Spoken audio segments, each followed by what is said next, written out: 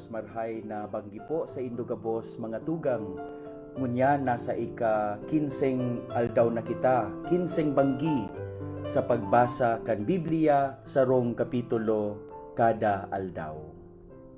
Salamat po sa indong pag-antabay. Ngunya na banggi babasahon yato an ika-15 kapitulo kan libro nin Henesis, antipan kan Dios ki Abram. Kaya maghanda po kita, andamon yato, kung ano yato ang satuyang Biblia. Asin magandam kita sa pagsabay sa pagbasa.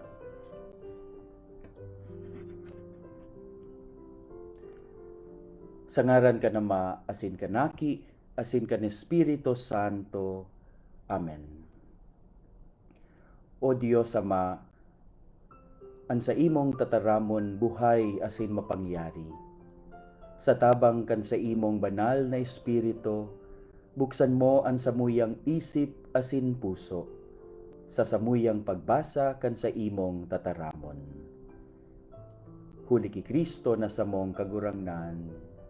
Amen.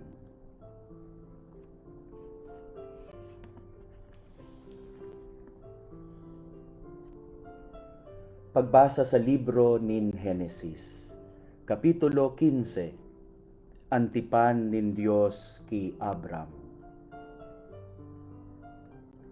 Pagkatapos kan mga pangyayaring ini, nagtaram an kagurangnan ki Abraham sa sarong bisyon.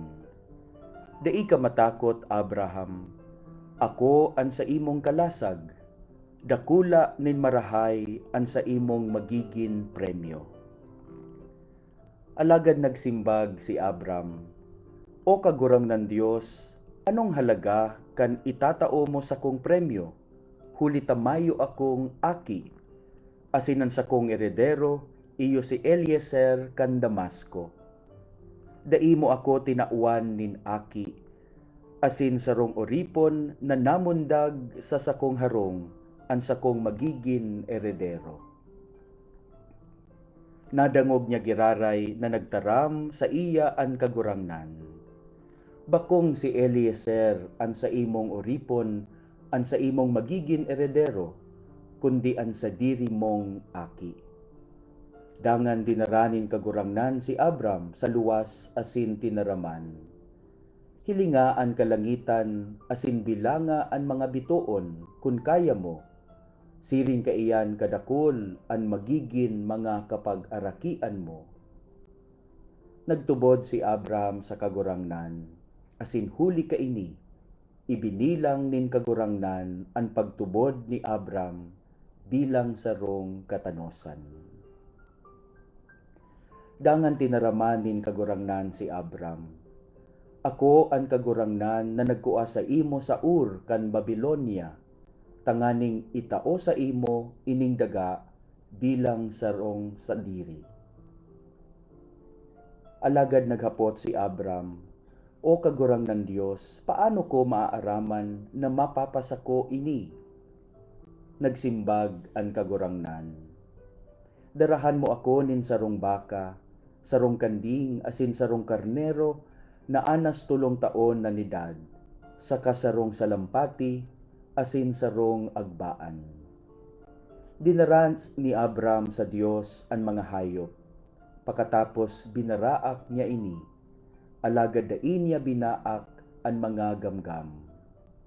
Tinaralay niya sa 2 linya ang gabos, ang kabaak na nasa sarong linya, kahampang kan kabaak na nasa saruman na linya. Nag-arabot ang mga buitre, tanganing kakanon ang binaraak na mga hayop, alagad binugaw sinda ni Abram. Kan nagsusulnop na analdaw, nangaturog nin marahay si Abram, asin nagkaigwa siya nin makuring takot. Dangan nagtaram sa iya ang kagurangnan, an sa imong mga kapag-arakian, magigin mga dayuhan sa bako nindang daga, magigin mga oripon duman, asin pag-aapihon sa laog nin 400 na taon. Alagad papadusahan ko ang nasyon na mauripon sa inda, asin sa paghali ninda duman, dakulang kayamanan an madadara ninda. Alagad ika mabubuhay sa halawig na panahon, magagadan asin ilulubong na matuninong. 4 na henerasyon pa an maagi bago makabalik digdi an sa imong kapag-arakian. Huli ta dai ko papahaleon an mga Amoreyo, sagkod na dai pa nagsobra an sa indang karatan, kaya kaipuhan ng padusahan sinda. Kansulnok na analdaw asin madiklom na, sarong nag-aasong koron, sa kasarong naglalaad na karaba, an biglang nagtunga, dangan nag-agi sa pagultanan, kan binaraak na mga hayop. Sa oras na ito, nakipagtipan ng kagurangnan kay Abram, asin nagtaram. Nanunuga ako, na itatao ko sa imong mga kapag-arakian, an bilog na dagang ini, magpuon sa Ehipto, sagkod sa salog ni Euphrates. Kaiba ang magadagang sa diri, kan mga Sineo, Cenezeo, Kadmodeo, Heteo, Perezeo, Rephaim, Amoreo, Cananeo, Gergeseo, asin mga Hebuseo. An tataramon kan kagurangnan.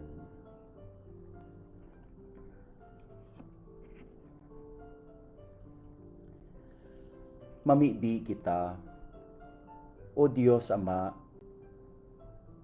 nakipagtipan ka kay Abraham, asin ipinanuga mo an sa iyang magiging kapag-arakian.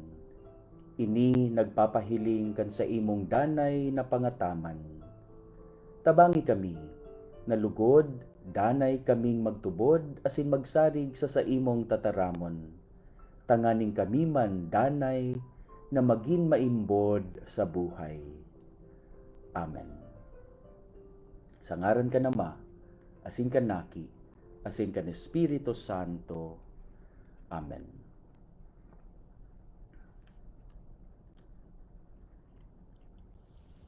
Mga tugang, nabasa na po niyato ang tataramon kan sa tuyang kagurangnan sa Biblia. Mawat niyato na basahon ng Biblia puon sa Henesis sagkod sa kapahayagan, sa rong kapitulo kada aldaw. Kaya ini mahihimo niyato kung uugalion niyato ang pagbasa kan Biblia, ang pagbasa aro aldaw. Kaya iniimbitaran mi kamo, sarabay kita. Tandaan ta, kada alas 9 nin banggi, digdi sa satuyang Facebook page asin YouTube account, YouTube channel na An Tataramon. Tawan ta po nin panahon an pagbasa asin paghinanyog kan tataramon kan Dios. Sarabay po kita na basahon ang Biblia sa rong kapitulo kada aldaw. Salamat po, asin Dios marahay na banggi.